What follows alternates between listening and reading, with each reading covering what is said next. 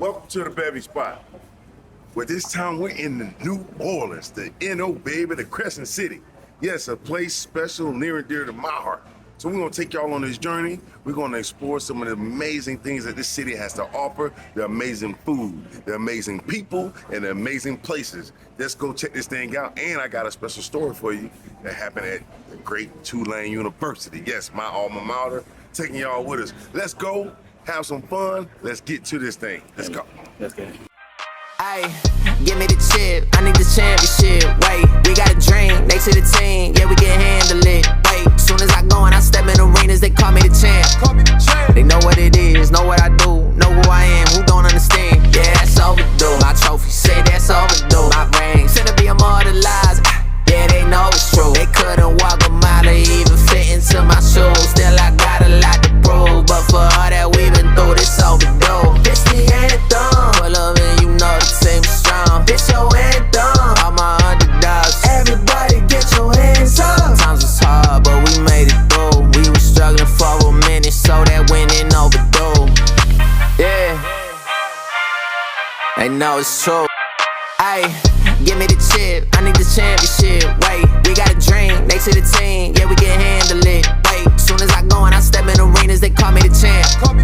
They know what it is, know what I do, know who I am. Who don't understand? Yeah, that's overdue. My trophy say that's overdue. My ring said to be immortalized. Yeah, they know it's true. They couldn't walk a mile or even fit into my shoes. Still, I got a lot to prove, but for all that we've been through, this overdue. This the anthem. Pull up and you know the team is strong. This your anthem. All my underdogs. Everybody gets. Everyone loves to have a good time. Whether with family or friends, enjoyable moments create lifelong memories. How do you find out about the things you like? Socialbevy. It's the premier mobile solution connecting you to events and activities you love. One stop to get social, find your favorite events, purchase tickets, book your ride, make travel plans, and more. Got events?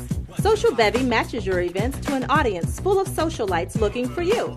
Simply create your own channel, connect to your target audience, launch promos, and start selling out your events with the help of a mobile app that does the work for you. Ready to get social? Socialbevy. Get social simply.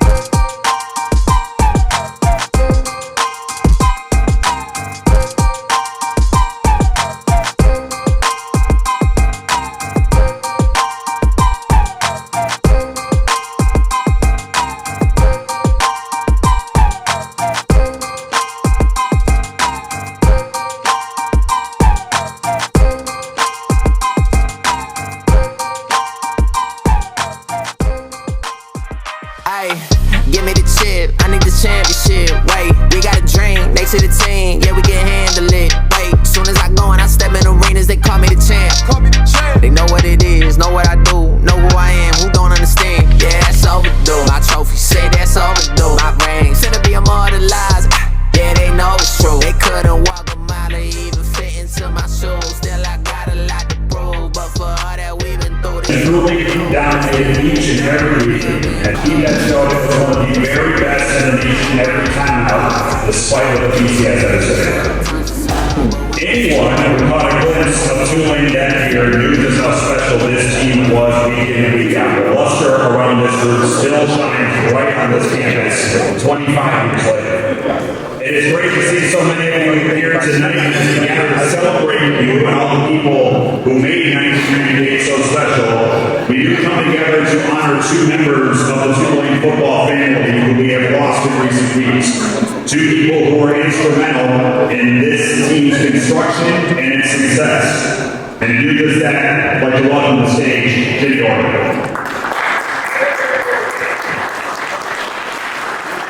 Let's go.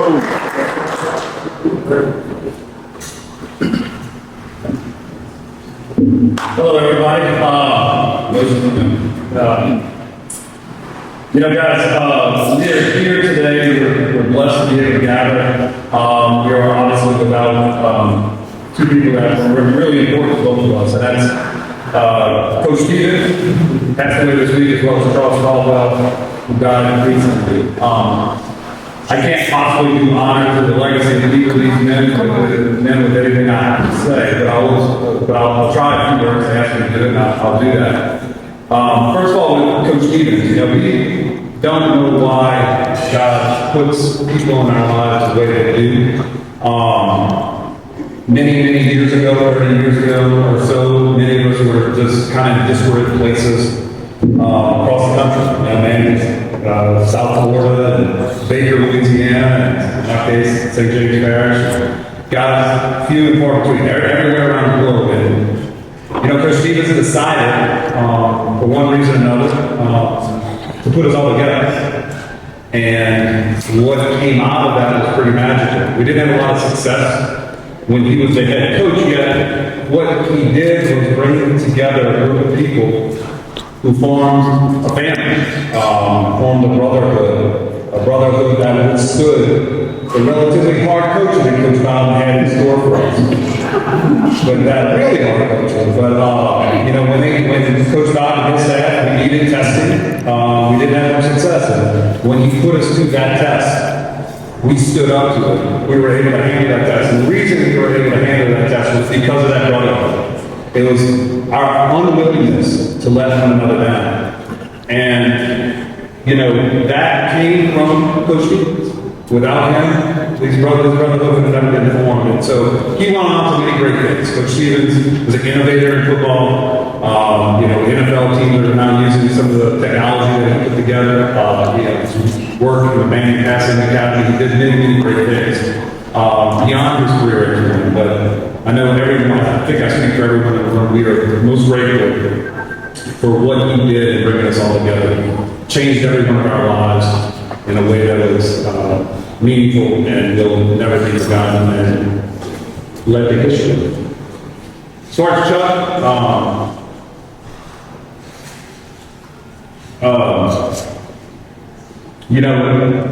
Chuck was a dude on the field who was tough, strong, powerful player, could be a little mean between the lines and between the verses.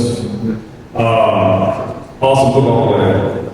But that's not what I remember Chuck for, and I can't look. I saw Kendall and Bedard and others do an amazing tribute to Chuck at his funeral. I can't possibly do that.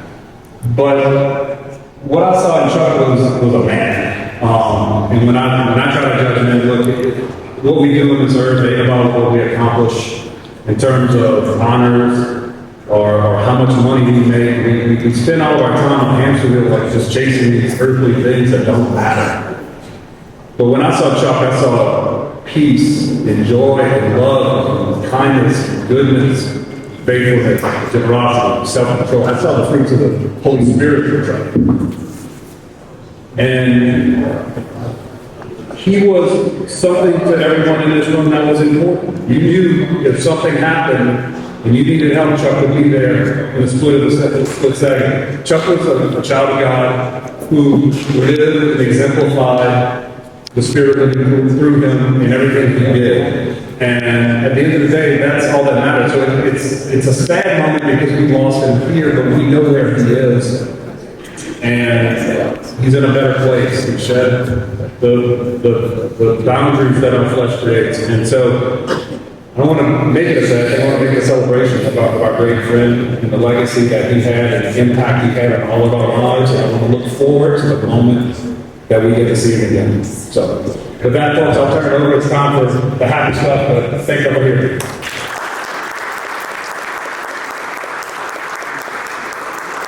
Let's do exactly what Jimmy just said. That's what I used to do, is to celebrate what you all did here in this campus 25 years ago. So let's celebrate. Let's start things off with the Ben Miner, Director of Athletics here at Tulane University, Mr. Troy Hayden.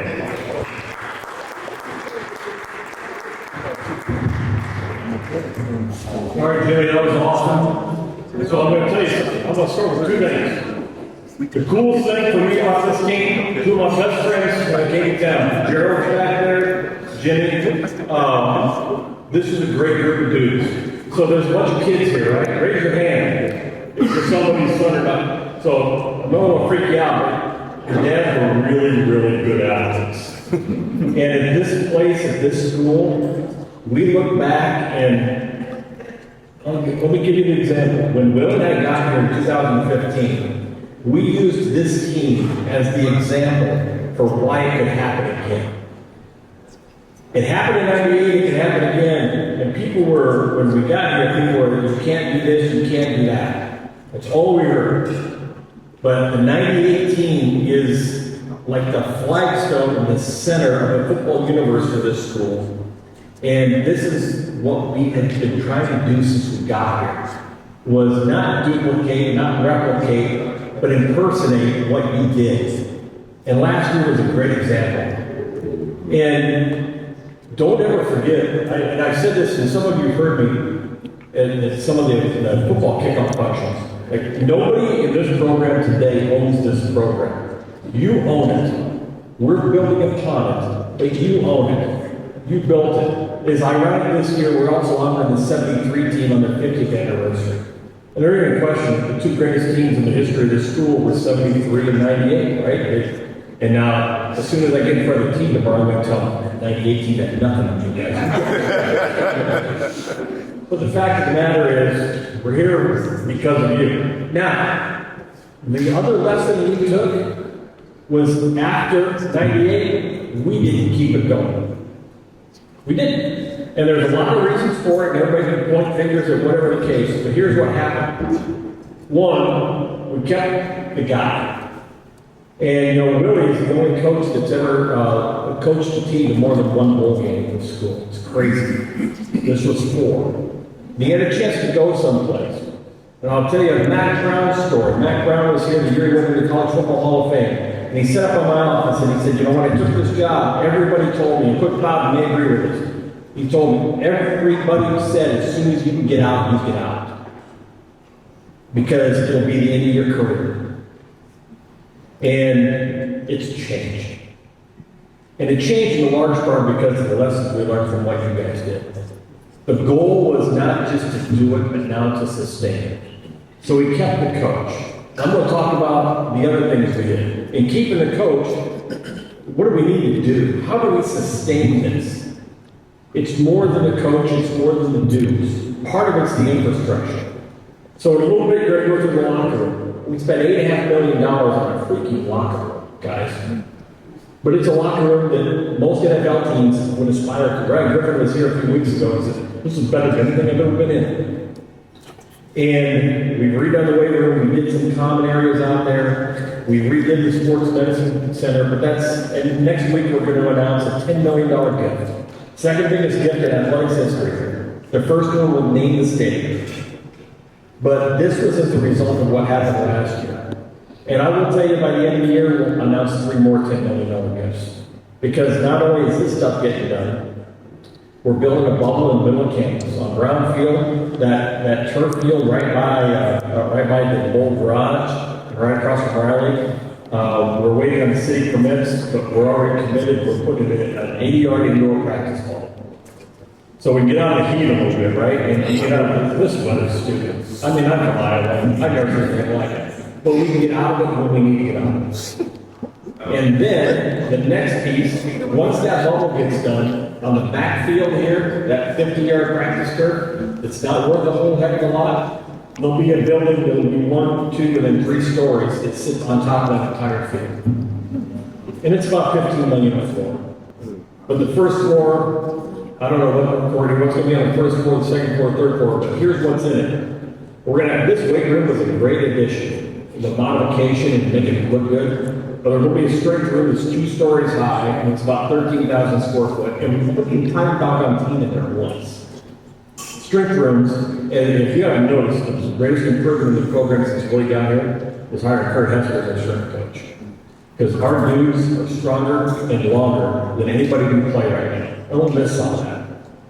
We're just missing a couple players in that game. But nonetheless, strength facilities, we're going to put a sports medicine center to die for. Because this is a big-time university with a freaking med school and a hospital. We should have the best sports medicine facility anybody's seen. And we're going to have that. We're going to get all the football offices. We're going to get an auditorium. There's going to be a football space. Because the next time the ACC comes calling, we're going to have all the infrastructure ready to go at whatever we do. From the president, actually from the board to the president, to everybody throughout the department, the commitment to sustain what happened is here. Whether it was or it wasn't in 98, we didn't sustain it. But by God, it's here now. And so this thing's going to keep going. But the thing I want you to remember the most about it is, it wouldn't have happened. None of this would have happened. We would have went through last year, and you guys saw some things, did some things, and the Liberty. But to walk out of that field in Dallas, and there's 35,000 Tulane people. Most of our people didn't know there was 35,000 Tulane people in the United States. And they were all at that game. But all that happened because of this team. And one, the confidence that you inspired in all of us, and the fact that we had something to shoot for. Now, y'all finished rated 1 or 2 spots higher than last year's team. So, you guys can have a, but the neat thing about it is, we're never going to have that debate in your head. Now we can finally have the debate. And there's a couple people that have been a part of this from the get-go. I look at Steve Barrios, and, hey, in year 40, for that to happen in your 4th anniversary was pretty cool, right? And this is only 10 years. This would be the 10th year in this new stadium. It probably wouldn't have happened without the stadium either. You guys did it in an environment that never could have been done today. There's so many good things happening, and everybody's behind it. And I'm going to say one more thing, and then I'm going to get done and introduce Coach. You came up here and spoke. The other single greatest impact that's happened, the greatest thing that's happened in this program that's going to allow us to continue success. This is an NIL world. This is a world where all the money that the LSU guys got under the table for years is on top of the table for everybody. And we would not have had a chance to sustain it had Jimmy, Michael Arada, and another couple of guys stepped forward and put that collective together. And every time I'm in front of anybody and have the chance to say it, like, I want y'all, you're going to go in that locker room and look good. And I want y'all, Justin Berger's over here, he's in charge of Belmere. We're trying to put names on those lockers. If you were 77, your name ought to be on number 77. You have to write a check and put your name on number 77. Because, we also got to raise money here to get this done. There's about $70 million worth of stuff that we're trying to get done. And I got some of them, but I don't want all of them. But in addition to what we're doing from a capital standpoint, the most important thing, and if you ask Coach Church, he's going to be here at 7:30, and he's going to stay the rest of the night. He's working team meetings, and he's coming up here the rest of the night. If you ask him what the most important thing anybody can do for this program is success, he'll tell you it's the NIL and collective. It's why we kept our kids. It's why nobody else keeps their kids. But it's why we kept our kids this year. I would say it's twofold. One, the culture here is really, really good. But NIL is the way of the world. And so if you ever want to get back and involved and invest in this program, and if you can cajole and rib and push and pull people back into this program, push into the gym. Because if we maintain where we're at in the collective world and the NIL world, we'll keep getting the count. The class that Willie's got committed for next year, by a long ways, is the best class we've ever had. The class of freshmen this year that's not playing for the most part, best class on paper that we've ever had. It's because we can recruit from almost anybody. We're not trying to recruit from Alabama. But you know what? You get outside the Alabamas and the Georgias, we're recruiting everybody right now. And that's maybe never been the case. So, with all that said, it is a great time for us. But don't make a mistake that any of us don't understand that we're entitled to this great time because of the table y'all set for us. We appreciate you very much. I've been here 8 years. I've been really looking forward to a chance and opportunity to honor this particular team. And so here we are. Happy 25th, guys. Enjoy the rest of the night. My job now is to introduce the coach. We were talking a little bit about what's different between 98 and now from the coaching standpoint. Hell, we can do all this stuff and we can get everybody admitted. Coach might still be here. It is a different world in Tulane, but again, Coach Bowden, you did set the table here for something that we're still living off of. I really appreciate it. And ask you to come forward. Thanks a lot, guys. Roll up. Thank you for the ability we have to come here and have you bless these young men and their families, but to be sure we do miss Charles and Chris and Juan, and pray that you give their families comfort. They know we're having this.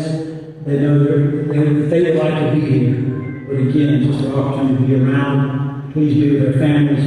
Please be with Coach Stevens' wife and his family, and give them comfort in this difficult time. These things we asked him, and I mean, all right. As I reflect back, really 26 years ago, the year that I got here, and I can remember during if people say, well, was there one defining moment that you got when you were a player that you thought you might be able to have success? And I think if I had to put my finger on one thing that gave me the impression this group of men might be special. So when I flew in for the interview, met with several groups. I met with a group of 5 players. One of them was Dennis O'Sullivan. And they went around and they asked me questions. And then I remember we were getting ready to leave. And Dennis O'Sullivan, he said to me, he said, Coach, he said, we want to win. We just want somebody to show us how. And that jumped out at me. I said, man, these guys could be special. And we brought staff in. I know Dick and Steve Davis are here, Truck, and Mike Hills are here. I don't know if anybody else from staff standpoint. Other than Liz. Where's Liz? Liz. Who's that? Bert. Oh, Bert, yeah. It's not you. I didn't see you back. Lady, as usual, that's what. Non-small, but y'all were a special group of guys. And I can remember that first spring that we had out on the field out here. Thank goodness I didn't have a transfer portal because we'd still be here. But just some tough, hard-nosed guys. He said, man, you were tough guys. But I really signified as you were fighters. Y'all remember, we fought in the spring, y'all kicked each other, you swung heavens at each other, you fight on the weekends, you fight the rock and one together. I mean, y'all were fighting stuff. And I was raised 6 children in my family, and we had girls in the end, 4 boys in the middle. All I did was fight. We didn't have all these games. I fought with my brothers. When my father get home, she said, hey, Tommy and Terry are fighting again. My father would go in there, he'd get 2 pair of boxing gloves, and he'd put us in there. We'd put gloves on, we'd just fight till one of us quit. So y'all fighting did not bother me, but it did look like it bothered y'all. Y'all should have fought what it was. And I can remember that first 2 days up in, was that St. Paul's? Covington. We went to high school, we camped for a week, and I can remember, man, it's hot and humid. And at that particular time, Florida State was at the top of the heap, the best team in college football. And I can remember after a couple of those 2 days, we go out shells in the morning, usually 4 pads in the afternoon. I called my father, and I said, listen, I said, Crash going pretty good. He said, yeah. I said, how many IVs did y'all have? He said, we had about 14. I said, good, we had 19. I told him after every practice.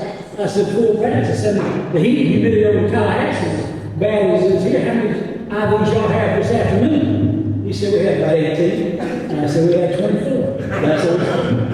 But nobody worked harder than y'all. Nobody just somebody that worked equally. than what you did. But nobody worked harder, and you saw the results. Gosh, when we played, as you reflect back on those teams, and seeing Tulane's team play last year, our defense, we had guys that run, they would hit, and they would tackle. They're just tough guys. Offense scored points, much like they do now. But I know Brad Hill is here, and I stayed in touch with Brad. Man, we had kicker, we had punter, we had a great kicker. Just a perfect storm for coming here and coaching. But you guys just played exceptional. And I can remember when I came here, I think Sandy Barber, the athletic director who hired me, who just gave me the 2 years I was here everything that I wanted. She could not have been a better athletic director for me. And I can remember she said, if you're not successful, we're going to drop football. And that's how close they were. It's a cash-eating sport. And but y'all took that and ran with it. And the most impressive thing, I got through coaching Clemson. I did media for 8 or 9 years, a studio job in Charlotte, one in Atlanta. And you start talking about teams from coast to coast. And there's certain teams that come up in conversation. And as a coach, you always want to be relevant. You want your name to come up in that conversation. And what you did is, that took time, you made Tulane relevant. They weren't relevant, got dropped the program. And 7th in the nation is pretty significant. That's hard to do. You take a team who just didn't have a whole bunch of success before we got here, and the way you turned the corner and made Tulane relevant again, is kind of what they did last year when they beat Southern Cal. People talked about Tulane from coast to coast, and they're talked about now. But again, that's something that y'all did back then. And I appreciate you taking me for the ride. Y'all were here. I did some recruiting for about a year and a half, but y'all were here. And thanks for taking me with you. And because of that, I decided to move curfew back to 12 tonight. After I thought about it, I said, well, this seems fitting that a group of 40-year-old men all day pass along. They'll only read your name in the paper anymore.